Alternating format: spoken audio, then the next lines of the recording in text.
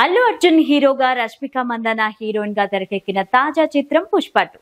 Sukumar direction లో మైత్రి movie makers నిర్మాణంలో తెరకెక్కిన ఈ చిత్రాన్ని డిసెంబర్ 5వ తేదీన రిలీజ్ చేశారు. పుష్ప మొదటి భాగం సూపర్ హిట్ కావడంతో రెండో భాగాన్ని అత్యంత ప్రతిష్టాత్మకంగా తెరకెక్కించారు. ముఖ్యంగా నార్త్ ఆడియన్స్ ని టార్గెట్ చేసి ఈ సినిమా చేసినట్లు ముందు నుంచి కూడా ప్రచారం జరిగింది.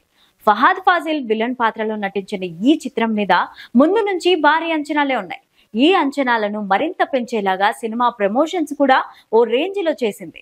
ఇక పాటలు కూడా సూపర్ హిట్ కావడంతో సినిమా ఎలా ఉంటుందా అని అందరిలోనూ ఆసక్తి ఏర్పడింది. మరి అలాంటి ఈ చిత్రం ప్రేక్షకుల ముందుకు వచ్చేసింది. ప్రేక్షకుల అంచనాలను ఈ సినిమా ఏ మేరకు ఆకట్టుకుందనేది ఇప్పుడు చూద్దాం పదండి. ఎర్రచందనం కూలీగా ప్రస్థానం మొదలుపెట్టిన పుష్పరాజ్ సిండికేట్ వద్ద పెద్ద స్థానానికి వెళ్తాడు. పెళ్ళయ్యాక భార్యతో సరదాగా సాగిపోతున్న జీవితాన్ని ఓ ఫోటో మార్చేసింది. ఊరికి వచ్చిన సీఎం ని కలవడానికి పుష్పరాజు వెళ్తుంటే భార్య సరదాగా ఫోటో దిగిరండి, మన హాల్లో పెట్టుకుందాం బాగుంటుంది అని అడుగుతుంది. సీఎం తో ఫోటో దిగడానికి ప్రయత్నిస్తే ఇలాంటి స్మగ్లర్ల నుంచి డబ్బులు తీసుకుంటాను కానీ ఫోటోలు దిగలేమంటూ అవమానిస్తాడు. దానికి తోడు భార్య గురించి పుష్పకు నచ్చని మాట మాట్లాడడంతో సీఎం ని మార్చేస్తే పోలా అని ఆలోచనకు వస్తాడు. అందుకు ఎంత ఖర్చు అవుతుందో సిద్ధప్ప అని చెప్పగా అందుకు సిద్ధమైపోతాడు. సీఎం ను మార్చాలని భావించి ఒక పెద్ద ఇంటర్నేషనల్ డీల్ ని సెట్ చేస్తాడు. అలా చేసేందుకు ప్రయత్నించిన పుష్పరాజు ప్రయత్నాలు ఫలించాయి. అయితే పుష్పరాజు సీఎం ను మార్చేందుకు ఎంతవరకు సక్సెస్ అయ్యాడు? ప్రతీకార జ్వాలతో రగిలిపోతున్న ఫహాద్ ఫాజిల్ పుష్పను అడ్డుకునేందుకు ఏం చేశాడు? పుష్పరాజ్ షెకావత్ ను ఎలా అడ్డు తొలగించుకున్నాడు? చివరికి పుష్పరాజ్ ఇంటి పేరు సంపాదించగలిగాడా? ఇలాంటి విషయాలు తెలియాలంటే సినిమాను బిగ్ స్క్రీన్ లో చూడాల్సిందే. కథ చెప్పాలంటే ఈ సినిమాలో పెద్దగా కథ ఏమీ లేదు. ఇంటి పేరు కూడా లేకుండా అవమానాలు పడే పుష్పరాజ్ ఆ ఇంటి పేరుని ఎలా దక్కించుకున్నాడు? తన కుటుంబానికి ఎలా దగ్గరయ్యాడు? ఆ దగ్గరయ్యే క్రమంలో జరిగిన అవమానాలు ఏంటి? ఇలాంటి విషయాలు చాలా చిన్న లైన్ ని 3 గంటల 20 నిమిషాల సినిమాగా మలిచాడు సుకుమార్. కథగా చెప్పుకోవడానికి ఏమీ లేదు కానీ ఎమోషన్స్ తో హై మూమెంట్స్ తో నింపేశాడు. సినిమా ఓపెనింగ్ షాట్ నుంచి క్లైమాక్స్ ఎండ్ కార్డు వరకు ప్రేక్షకులను సీటుకి అతుక్కుపోయేలాగా డైరెక్టర్ సుకుమార్ సక్సెస్ అయ్యారని చెప్పుకోవాలి.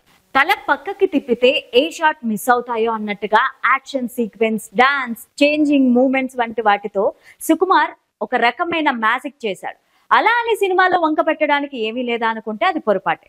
రష్మిక క్యారెక్టరైజేషన్ చాలా మందికి నచ్చదు. అలాగే సినిమాలో అల్లు అర్జున్ పాత్రకు ఏమి జరగకుండా ఏదో సూపర్ మ్యాన్ లాగా ఫైట్స్ చేస్తూ వెళ్లడం కూడా లాజిక్ ని కాస్త దూరంగానే అనిపిస్తుంది.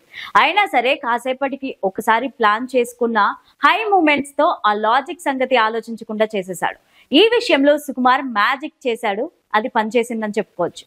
ఇక నటీనటుల పర్ఫార్మెన్స్ విషయానికి వస్తే అల్లు అర్జున్ 1 మ్యాన్ షో చేశాడు.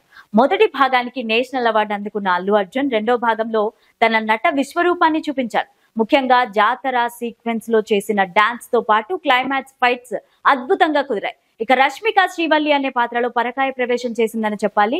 క్రాక్ పోలీస్ ఆఫీసర్ గా ఫహాద్ ఫాజిల్ తన పాత్రని పూర్తి స్థాయిలో న్యాయం చేశాడు.